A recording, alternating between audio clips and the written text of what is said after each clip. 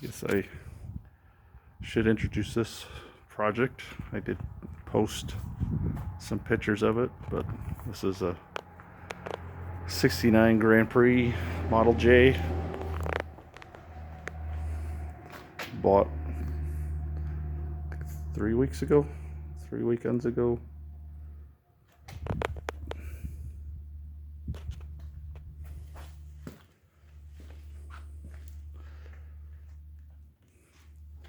It's pretty decent. Unfortunately, the roof is basically shot on it. There's a lot of rust. It had a vinyl top. You can see where the top went around here, down around. This quarter panel was replaced, and then around the back side. But yeah, she's rusty. Unfortunately,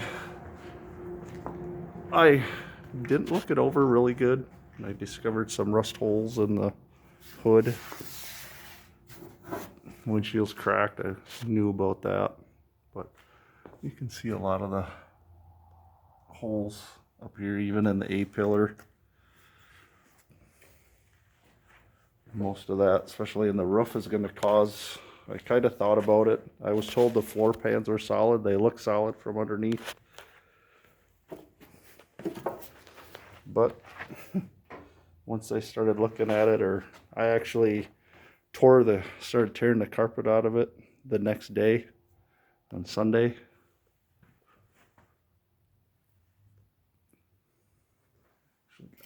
Light here. We're just the trim around the windows and front rear windows and the sill plates. Right now I've been messing with getting the brakes out apart. Did get one drum off. See, the trunk lid is rusty. It's rusted on the inside. It's lashed right now.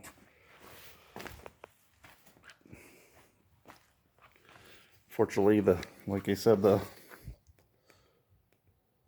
car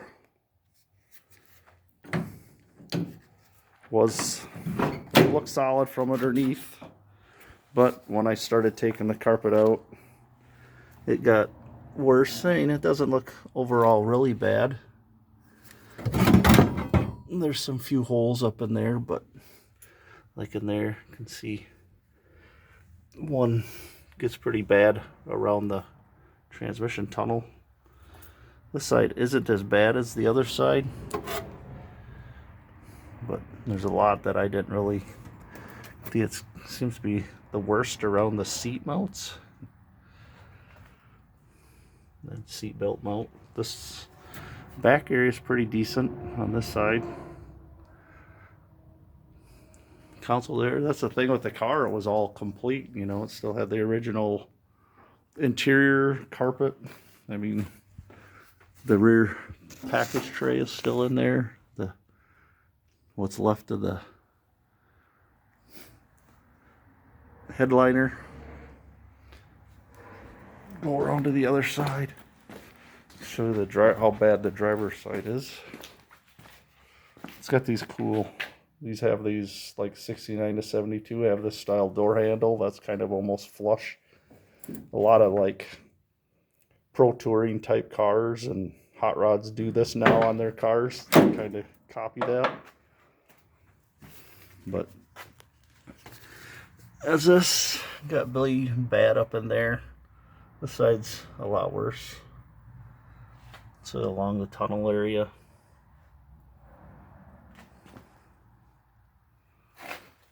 This side doesn't look too bad. I guess I found some little holes back in here, right under this brace. Supposed to have a tilt steering column, but someone took that and put a regular column in it. I found the owner's manual, and it ended up having the like window sticker in it, laminated and stapled to the inside of the thing. The car should be a 400 4-barrel automatic with the turbo 400, but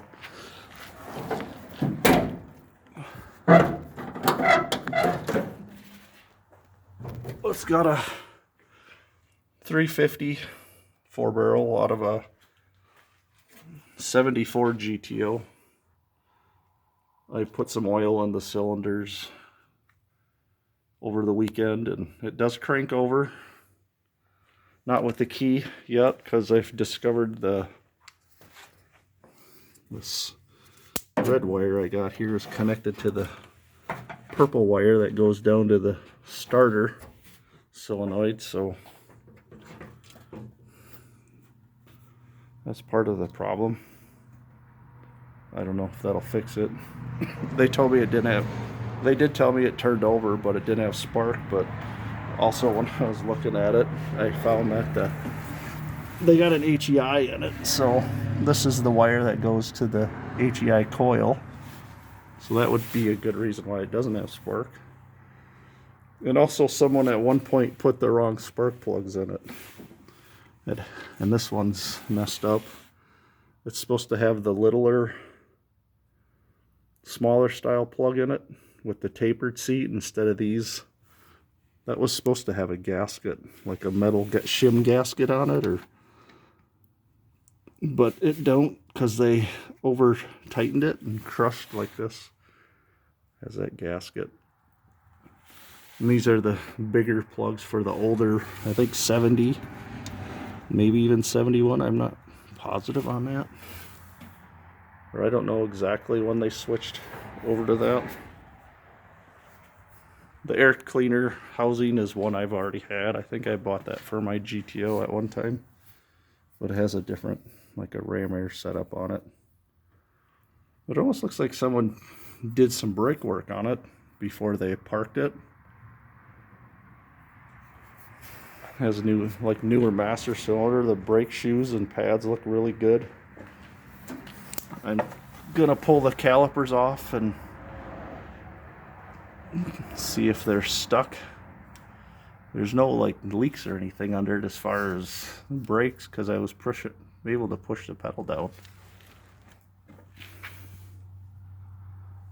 These cars are, the front end was kind of, the grill is kind of designed after the early Duesenbergs, and I think that's where they got a lot of the design with the really long hood, which this hood is like the longest hood in the industry. I don't know if that record still holds, but because these actually are on a 118 wheelbase. You can see how long the fender is in front of all the stretch is at the firewall and the front of the frame. Otherwise it shares the rear section of the frame is the same as the 68 to 72 GMA bodies, like the floor pan, the trunk floor. But the car is pretty solid. The quarter panels are, there's all the seams are solid all the way around. It's just because of the roof leaking and being wet inside there and from the vinyl top. But I can show some interesting things with hooking the battery up. I know I don't have actual connectors on there. I just was doing this quickly but I discovered had to look for some positives after finding that the floorboards were rusty, and found the underhood light works. That's kind of neat. Like this, it does crank over. So you can see it's blowing air past the spark plugs because they only thread in like maybe 2 or 3 threads and then they stop. But another cool thing while I was goofing around, I did get the driver's window to kind of go up and down. The passenger door window, I got it to go down, but sometimes it'll go up a little bit and then stop, and same with the rear quarter windows. These windows actually are powered too, and they'll go down. This one won't, but I'm guessing everything's corroded so bad that it won't. I sprayed everything up with lubricant, and I don't know, got these to kind of work. But one other interesting thing is, the glove box light works. And then this car does have power trunk release, which I guess I left my light, obviously, under there. There's a little switch for it inside here, down there.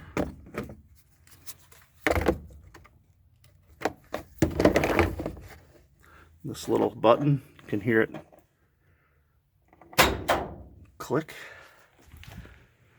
and then the trunk is open. And that, cool, because that trunk light actually works. And the trunk floor is relatively kind of solid with a lot of pinholes in it.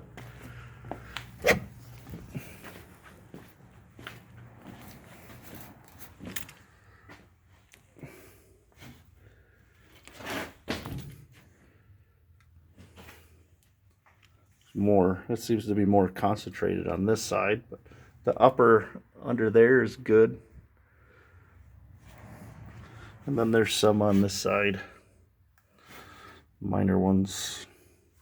Fortunately, I found that this area was bad around there. Of course, this is not good up in here, but that's part of this rear deck filler that I'll end up replacing. I'm trying to find a roof for it. And they're the same. 69 to 72 Grand Prix are the same, and then 70 to 72 Monte Carlo shares the same roof, upper skin, and probably inner structure, but then these back windows are different. And then the 70 to 72 Oldsmobile Cutlass Supreme shares the same roof line with these, but they're actually on a smaller, I think they're on like a 116-inch wheelbase compared to these being on 118. But I vacuum most of this stuff out. I gotta get the headliner out of there, probably pull the glass, make sure the cowl's still good up in here. Kind of worried about under this what it looks like. But yeah, it was kind of neat finding out a lot of that stuff actually worked. I did like get the headlight switch works. The generator light comes on the dash. That's about the only thing that seems to come on in here. Oh, the high beam indicator works, because the high beam headlights are probably on. See all four headlights, the driving marker lights work. I know the front turn signals work. The tail lights are kind of iffy. They're really dim. That one works kind of, the outer part works randomly. A lot of that's probably grounding issues and corrosion. I think the license plate light works. So that did make me happy, even after finding the floor pan was bad.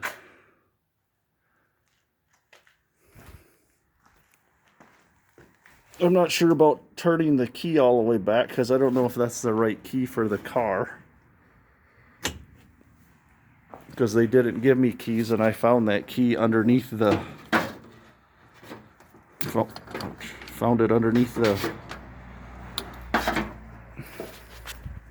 front seat when I removed it. But I really love the front ends of these. The bumper sticks out. Yeah, I think as explained, the wheelbase is 118 on these, and then the GMA bodies are 112 of that year, 68 to 72. Like I said, the trunk floor pan and floor pan up here in the patch department are the same. They got minor differences. But in the last week I picked up some other stuff.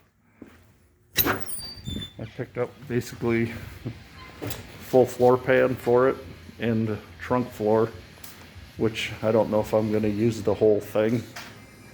Might just use the center area. So it's basically a big chunk of the car.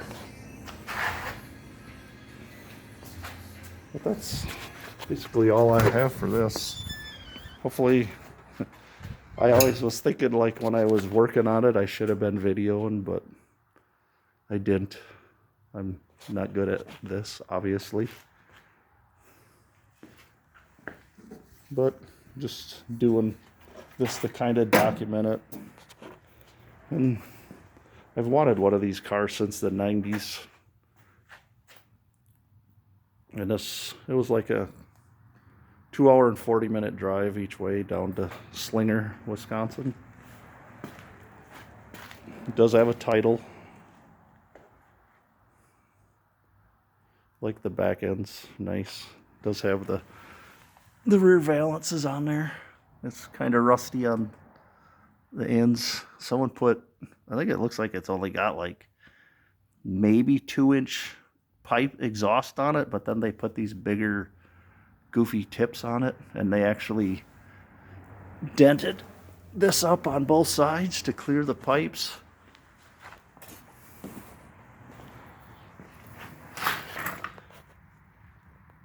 I gotta get the other drum off the adjuster wheel on this little wheel. There's like a star wheel right here. If I had my light in my hand, that would help a lot, but I'm bad at this. So, little star wheel here, you can turn it one way and it'll adjust the brake shoes out, and adjust it the other way and it pulls them back in. And the one on the passenger side was stuck. It's kind of a remote control mirror. Factory.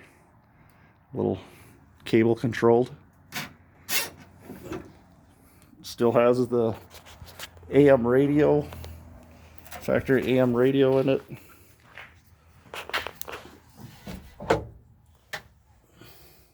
The cigarette lighter's still in there.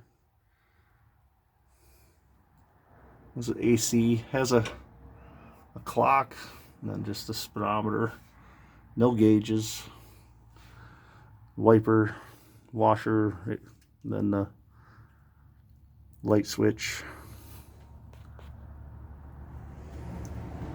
The steering columns, since they changed it, they never bolted in all the way, and apparently someone put a manual choke in here at one time. What? I guess power disc brakes with drums in the rear. Like they were basically standard by then. I got this piece. I'm surprised that piece actually survived the ride because it was kind of hanging down inside of here. Oh, just one interesting thing to say. This isn't the original color of the car. The car is actually this blue, the lighter blue. I'll keep taking the light away. Or right up here is probably even better to see. It's this lighter blue compared to this darker. It's called Warwick blue back then. Kind of like the pinstripe that they did on both sides. It's kind of neat. I don't know if it would have looked better if they would have like followed it all the way along this line all the way to the back of the car. Maybe. But I think it was supposed to have a light blue top on it, or a blue top. Maybe dark blue that kind of matched the interior. This is the rear seat.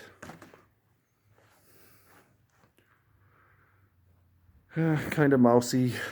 Unfortunately, it stinks. The interior panels, the rear interior panels are pretty nice, actually. Just need to be cleaned up really good. Kick panels. I don't know where that one, they seem to be kind of really dry and crumbly, which I kind of was weird for something that's been up north. But that's the driver's door panel. You can see there's a big chunk of it missing on the bottom and pretty cracked. Passenger side isn't that, well, wait, that is the passenger side. I'm looking at that wrong. That one's really bad. The driver's side, it's mostly there, and that's the mount where the power window thing goes. They had ashtrays actually in the back seat. I got the screws in there from when I took the panels off. Just a good way to store them. That way I know where they go.